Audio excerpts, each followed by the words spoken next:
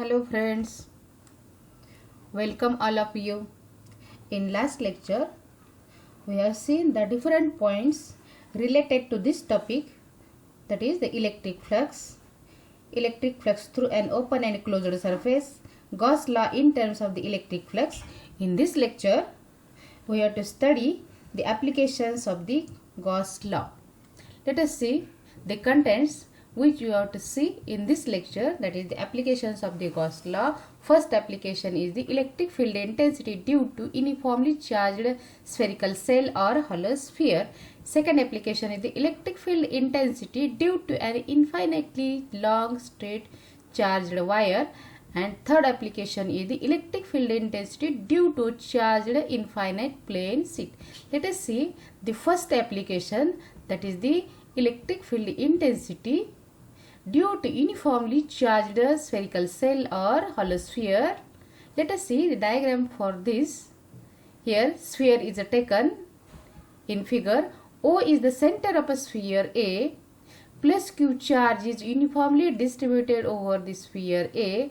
Capital R is the radius of the sphere and small r is the radius of the sphere B, that is the Gaussian surface, closed surface called the Gaussian surface. P is any point at a distance small r from the center O of a sphere. ds is the small area around point P, and capital E bar is the electric intensity at a point P is to be determined. For this purpose, consider charged sphere placed in a dielectric medium of a permittivity epsilon, and the epsilon is equal to epsilon 0 into k, where k is the dielectric constant.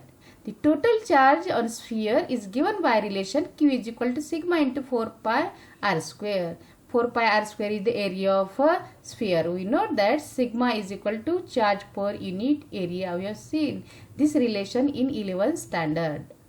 To find the electric field intensity at a point P. Point P is here and we have to find the electric field intensity at this point.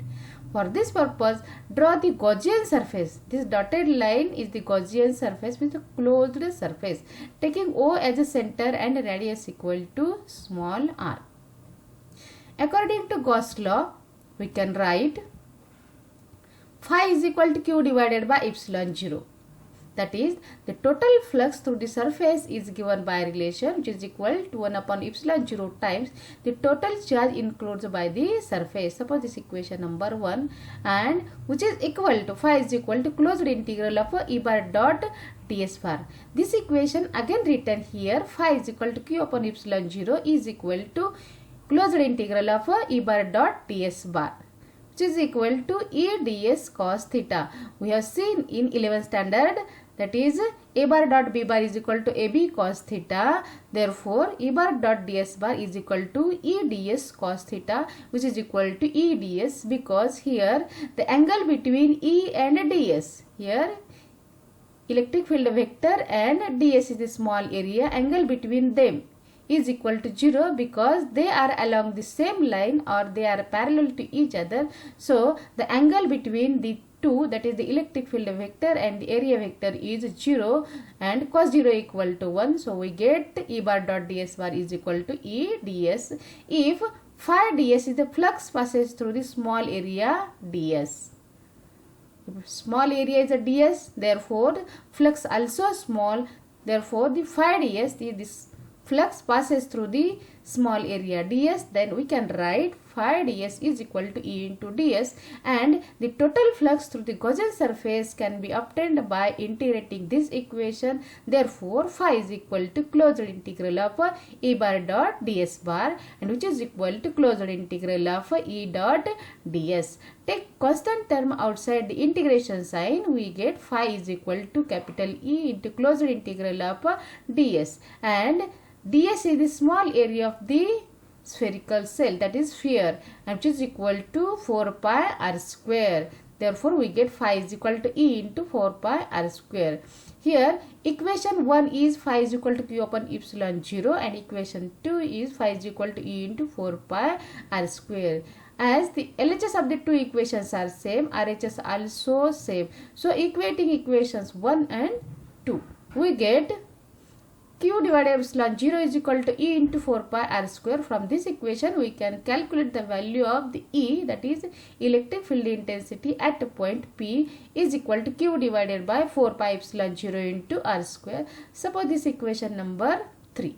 But we know that the value of charge is equal to surface charge density into the area. We have seen this relation in 11th standard, that is surface charge density is charge per unit area. Therefore, Q is equal to sigma into A. Putting this value in this equation, we get capital E is equal to sigma A divided by 4 pi epsilon 0 into R square. Therefore, E is equal to sigma into area of the sphere is 4 pi r square divided by 4 pi epsilon 0 into r square. Here 4 pi gets cancelled and we get capital E is equal to sigma r square divided by epsilon 0 into r square. Suppose this equation number 4. And this is the required expression for the electric field intensity at a point P. And direction is outward, that is electric field intensity is directed radially outward. Consider the two cases.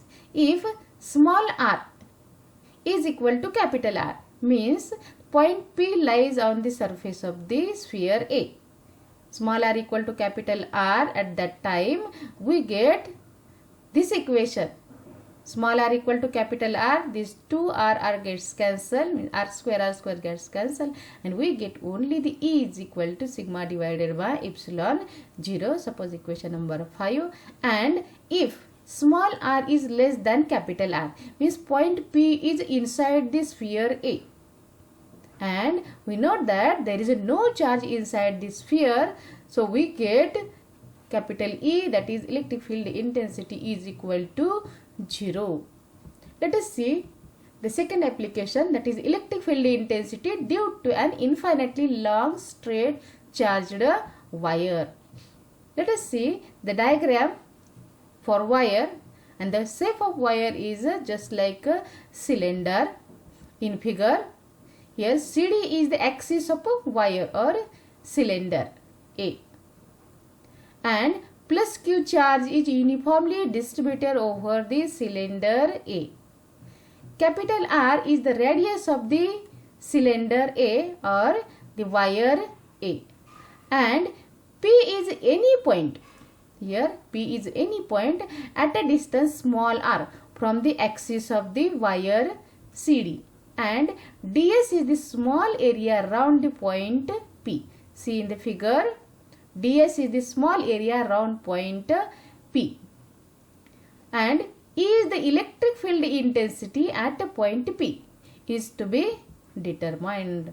For this purpose, consider charged wire, that is cylinder of a radius capital R and axis CD.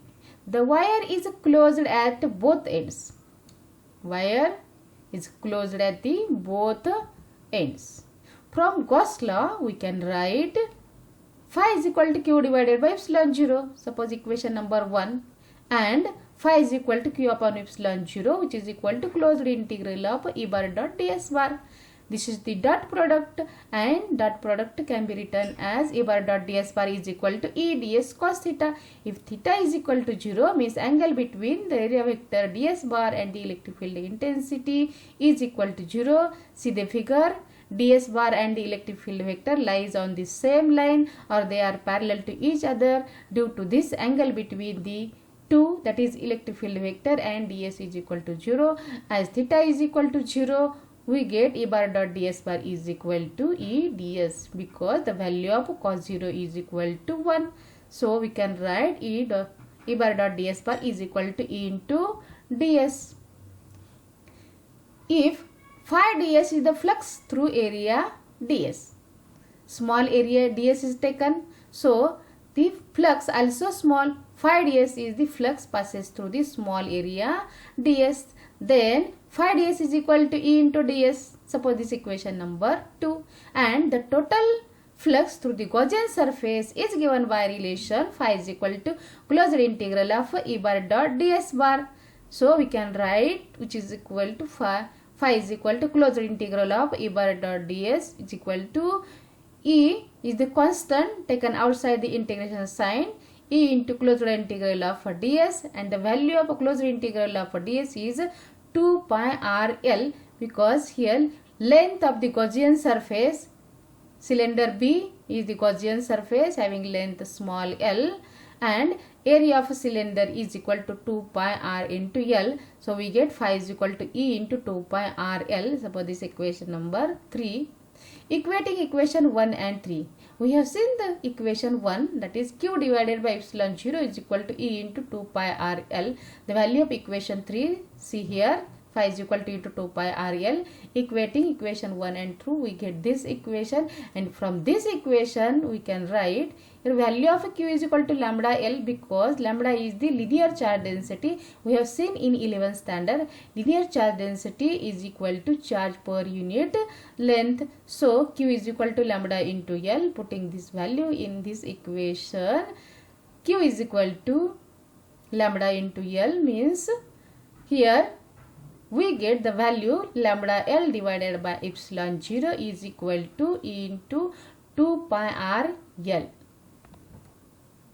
Here, from this equation, we can obtain the value of capital E, that is the electric field intensity at a point P, is equal to lambda divided by 2 pi epsilon 0 into R. Suppose this equation number 4. And this is the required expression for the electric field intensity at a point P, which is at a distance small r from the axis of the wire. Here, the direction of the electric field intensity is outward. If the linear charge density is positive, see the first diagram, direction of arrow, direction of the E is outward. If lambda is positive in first diagram, direction of E is outward, and in second diagram, electric field intensity is inward. See the direction of arrows. Lambda is negative, that is the linear charge density is negative in second diagram. Let us see the third application, that is the electric field due to charged infinite plane sheet. For this purpose, see the diagram. Here plane sheet is taken and Q is the charge uniformly distributed over the plane sheet.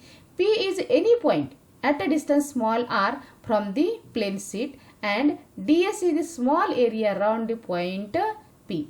Capital E is the electric field intensity at a point P is to be determined, and sigma is the surface charge density of the plane sheet. Consider a uniformly charged thin metal sheet having surface charge density sigma. To obtain the electric field intensity at a point P, which is at a distance small r from the plane sheet, draw the Gaussian surface. Draw the Gaussian surface. This is cylinder.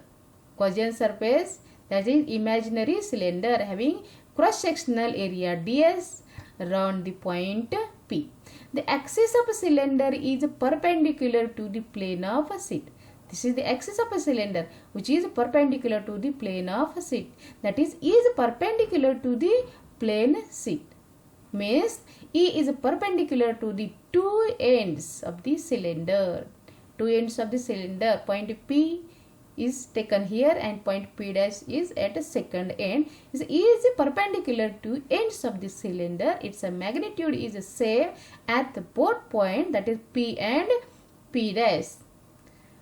Therefore, the electric flux phi passes through it. Therefore, phi ds is equal to E into ds, and E is parallel to the curved surface. Here Gaussian surface, that is a cylinder just like pipe, is a curved surface. Here E is parallel to the curved surface of a cylinder. Therefore, the electric flux phi not passes through the curved surface. The total flux through the closed surface can be obtained by using the integration sign.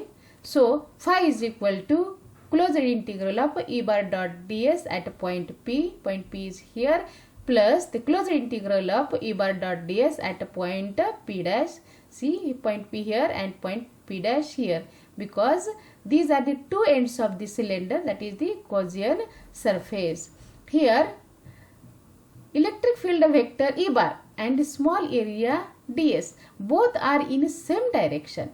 They are along the same line or parallel to each other. So angle between these two is equal to 0. The value of cos 0 is equal to 1. So we can write this equation. Phi is equal to E into closed integral of ds plus E into closed integral of ds.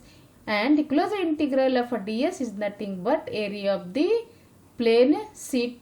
Therefore phi is equal to Ea plus Ea. Addition is twice Ea. Therefore phi is equal to twice Ea. Suppose this equation number 1. Here capital A is the total surface area. From Gauss law we can write phi is equal to Q divided by epsilon 0. Suppose this equation number 2.